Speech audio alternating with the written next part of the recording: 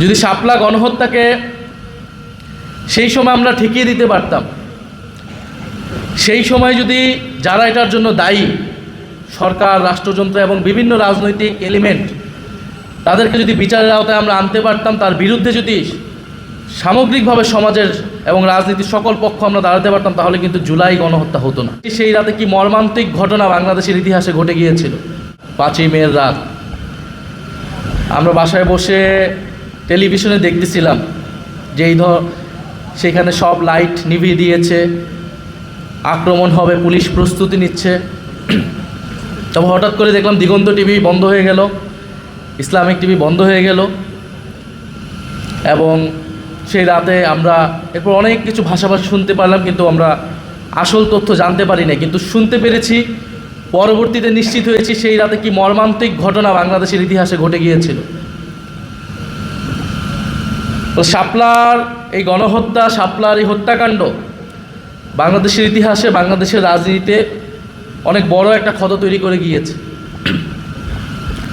যদি শাপলা গণহত্যাকে সেই সময় আমরা ঠেকিয়ে দিতে পারতাম, সেই সময় যদি যারা এটার জন্য দায়ী সরকার, রাষ্ট্রযন্ত্র এবং বিভিন্ন রাজনৈতিক এলিমেন্ট, তাদেরকে যদি বিচারের আওতায় আমরা আনতে পারতাম, তার বিরুদ্ধে যদি সামগ্রিকভাবে সমাজের এবং রাজনীতির সকল পক্ষ আমরা দাঁড়াতে পারতাম, তাহলে কিন্তু জুলাই গণহত্যা হতো না। শাপলা গণহত্যাকে কোনো না কোনোভাবে তো বৈধতা দেওয়া হয়েছে, তার প্রেক্ষাপট তৈরি করতে অনেকেই ভূমিকা রেখেছে। ফলে সেই সময় সরকারকে জবাবদিহিতা করতে পারা যায় নাই বলে সরকার জুলাইতে আরেকটা গণহত্যা করার সুযোগ পেয়েছে, সাহস পেয়েছিল। শাপলা হত্যাকাণ্ডের অনেকগুলা ডাইমেনশন আছে, অনেকগুলা মাত্রা আছে। তবে একটা কথা বলে রাখা ভালো, আজকে যে আমরা দাবি এখান থেকে উঠাচ্ছি বিরোধী মতকে দমন পীড়নের জন্য, জামাত ইসলামী নেতাদেরকে সেই সময় হত্যাকাণ্ড করার একটা প্ল্যাটফর্ম হিসেবে একটা স্টেজ করা হলো শাহবাগের আন্দোলনকে, এবং সেই আন্দোলনে ইসলাম বিদ্বেষকে প্রশ্রয় দেওয়া হলো। খুব স্বাভাবিকভাবে এদেশের ধর্মপ্রাণ মানুষ, ধর্মপ্রাণ মুসলমান, তার ইসলাম এবং রাসূল সাল্লাল্লাহু আলাইহি সাল্লামকে নিয়ে যখন কথা বলা হবে, কটূক্তি করা হবে, তারা তার বিরুদ্ধে দাঁড়াবেই। এবং আপনারা তথ্যচিত্র দেখবেন, হেফাজত সেই সময় অনেকবার বলেছে যে যুদ্ধাপরাধীর বিচার নিয়ে কিন্তু তাদের কোনো ইস্যু ছিল না।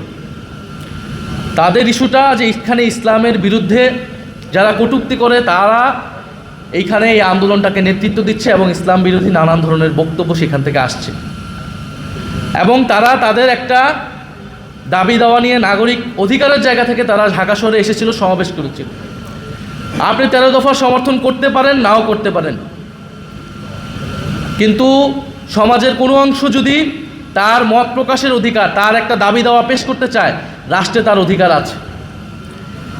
আপনি 13 দফা সমর্থন করেন কিংবা করেন না, কিন্তু আপনি কখনোই তাদের ওপর হত্যাকাণ্ডকে, তাদের উপর দমন পীড়নকে আপনি সমর্থন করতে পারেন না একটা রাষ্ট্র।